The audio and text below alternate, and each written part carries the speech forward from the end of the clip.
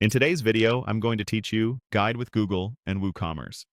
We're going to quickly and confidently find a specific WooCommerce extension using Google, then navigate to it inside the official WooCommerce site.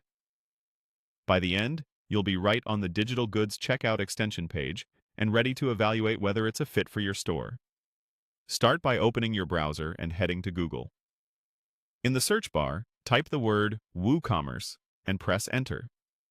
Using Google here is a simple way to ensure you land on the official source, even if you don't remember the exact URL. When the results load, look for the official WooCommerce website. It will show the woocommerce.com domain and typically mentions WordPress, online stores, or extensions. Clicking the official link helps you avoid third-party resellers or outdated information. Once you're on the WooCommerce homepage, locate the extension section. You'll usually find it in the top navigation. Extensions are add-ons that expand your store's capabilities, and the marketplace is where WooCommerce lists vetted solutions with documentation, requirements, and support details. Click Extensions to open the catalog. Inside the Extensions area, find the search box and type Digital Goods Checkout.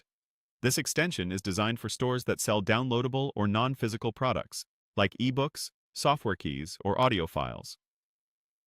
Its core benefit is streamlining the checkout experience by reducing friction points that don't apply to digital items, such as shipping fields. A smoother checkout can mean fewer abandoned carts and a faster path to completion for your customers. From the search results, locate the digital goods checkout listing and click it.